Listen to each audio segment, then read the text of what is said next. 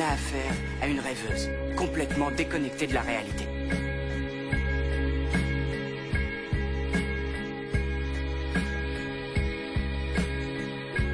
Je vais t'inviter à sortir.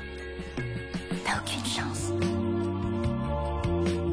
Lux, fais-moi le plaisir de mettre un gilet. Vous êtes un mordu de l'aviation? Oui, enfin, un mordu, c'est un peu exagéré. C'est la lutte que tu préfères?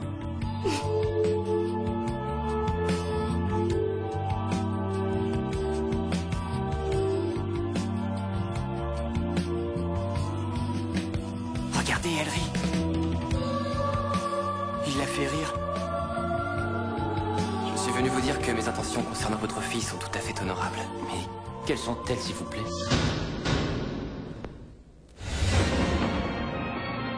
On a tant parlé de ces filles au long des années. Ces petites ont un bel avenir devant elles. Mais nous n'avons jamais trouvé la réponse. J'analyse son geste comme un appel. Il paraît que c'était un accident. Là où les pièces manquantes manqueront à jamais. On a une voiture et toute l'essence qu'il faut. Pas trop tôt. Vous vous êtes fait attendre.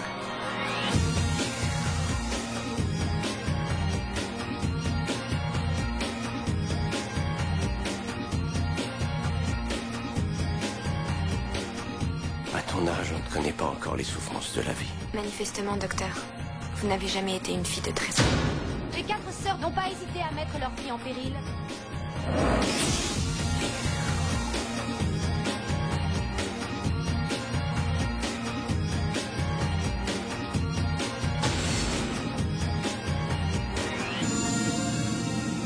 Nous ne saurons jamais comment les événements s'étaient enchaînés. Nous en discutons encore.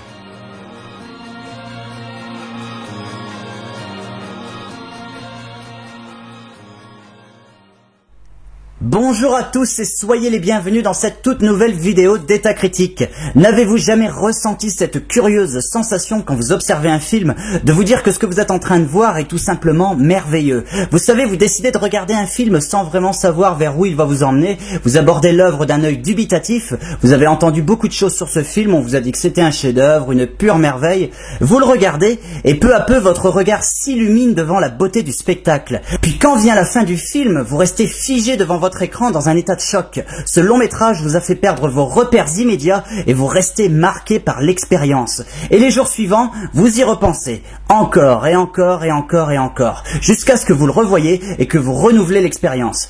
Tout ce que je viens de dire, c'est exactement ce qu'il s'est passé lorsque j'ai découvert notre film du jour.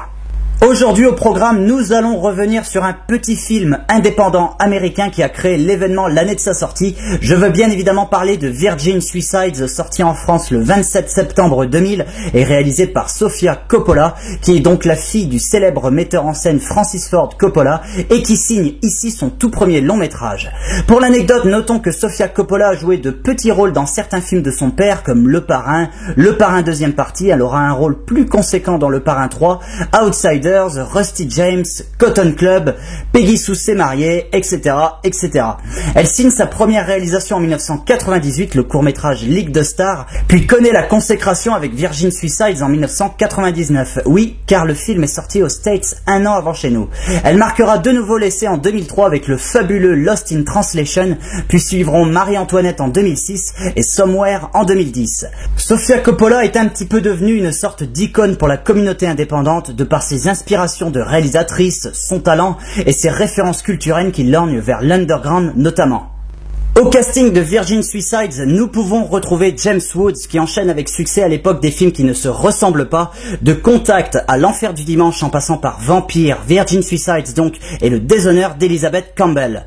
Kathleen Turner qui après avoir connu des débuts florissants dans les années 80 grâce à des films comme À la poursuite du diamant vert en 1984, Le Diamant du Nil en 1985, Peggy Sue s'est mariée en 1986 ou La Guerre des Roses en 1989, va connaître une longue période de vache maigre dans les années 90. Elle se tournera alors vers le théâtre, n'apparaissant que rarement dans des films par la suite. On a pu la retrouver dernièrement dans la série télévisée Californication. Kirsten Dunst, enfant star révélée dans Entretien avec un vampire en 1994 alors qu'elle n'a que 12 ans, elle enchaînera par la suite avec des œuvres familiales telles que Jumanji, Small Soldiers, Dick, Les coulisses de la présidence ou Belle à mourir. Après Virgin Suicides qui apparaît ici comme l'œuvre de la maturité dans sa carrière, elle jouera des rôles toujours plus plus complexe. Sa dernière apparition en date est dans le film Melancholia de Lars von Trier. Au casting de Virgin Suicides également, Andrea Joy Cook, Josh Hartnett, Leslie Heyman, Chelsea Swain, Anna Hall, Michael Paré et Scott Glenn. Sans transition, de quoi parle notre film du jour? Celui-ci prend place au cœur d'une petite banlieue américaine des années 70 et suit l'histoire des sœurs Lisbonne qui vivent dans un quartier bourgeois. Un jour, la Benjamin, Cecilia, se suicide. Suite à ce drame, les sœurs de celle-ci, Lux, Marie, Thérèse et Bonnie, s'enferment dans une forme de grave dépression, d'autant plus qu'elles sont soumises à l'autorité très forte de leur mère.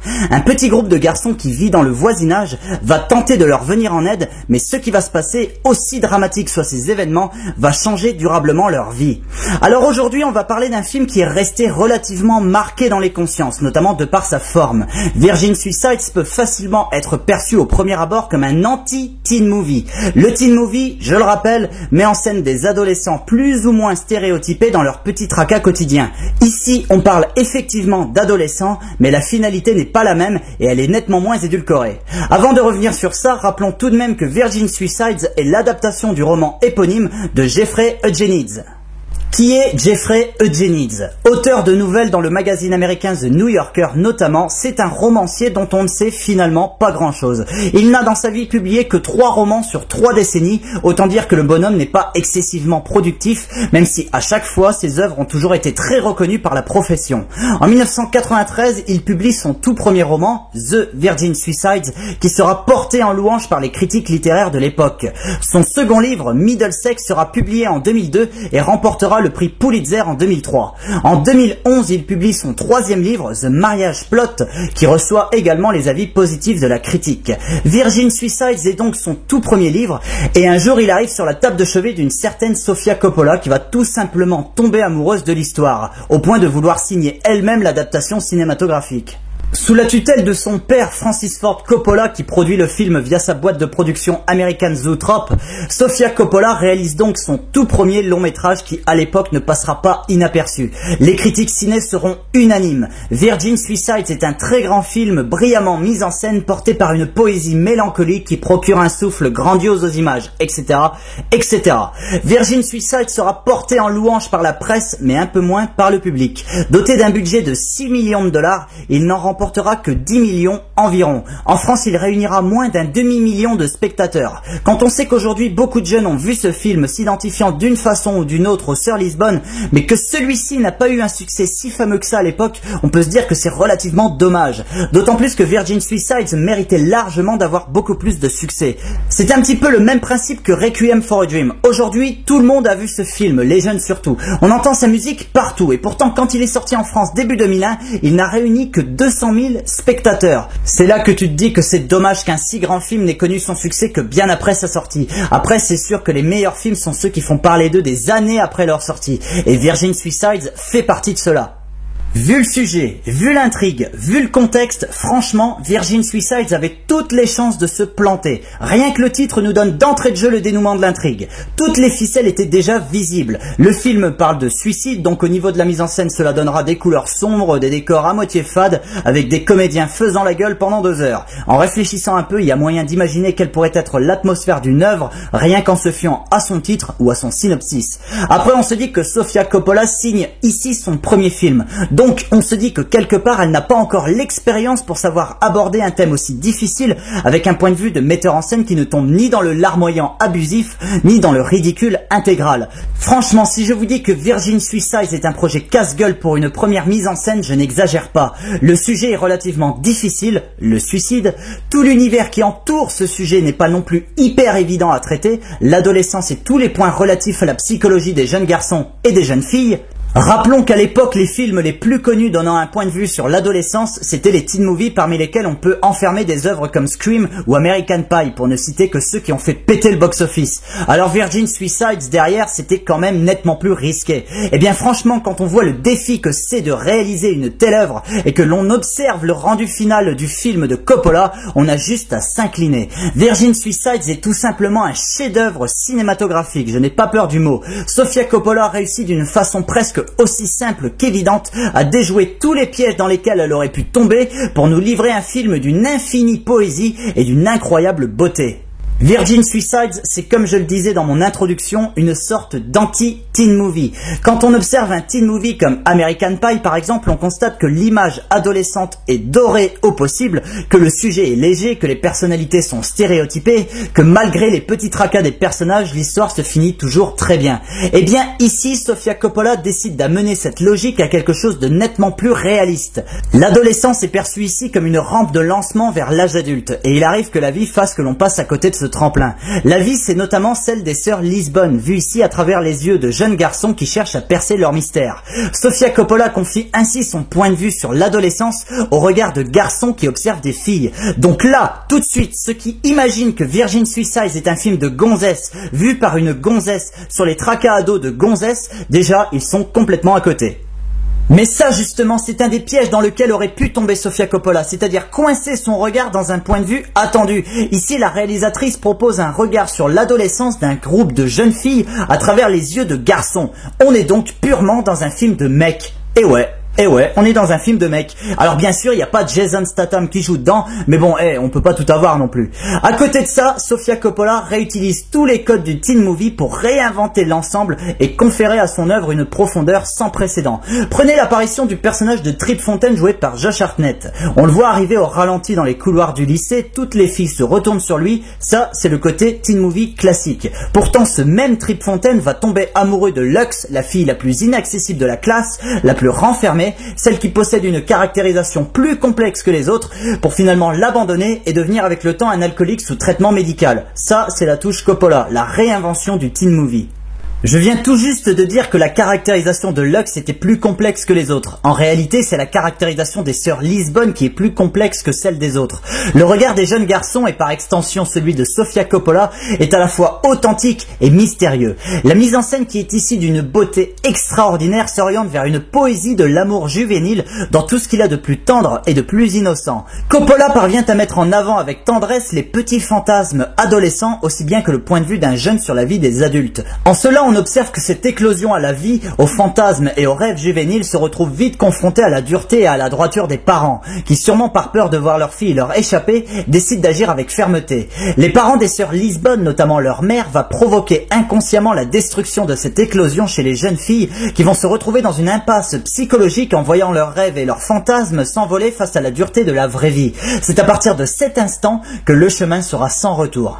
Cette réflexion sur l'adolescence est donc abordée ici avec énormément de force sans que pour autant cela ne paraisse une seule seconde brutale. Sofia Coppola signe une œuvre poétique, gracieuse, portée par des images magnifiques, parfois chaudes, parfois froides, cela dépend des humeurs des sœurs Lisbonne notamment. On se sent dans un rêve, on se laisse porter par la magnifique musique du groupe R. Sofia Coppola ne fait pas dans le film choc, ni dans la parodie de teen movie, ni dans quoi que ce soit dans lequel on aurait pu l'attendre. Elle réalise une œuvre inattendue et exceptionnellement maîtrisée. Et le mot exceptionnellement n'est pas de trop quand on sait qu'elle signe ici, je le rappelle, son tout premier long métrage. Quand tu vois le travail du scénario et de la mise en scène de ce film, tu te dis que les prochains films de Sofia Coppola seront des monstres du 7e art. Ce sera vrai pour le suivant, un peu moins pour ceux d'après.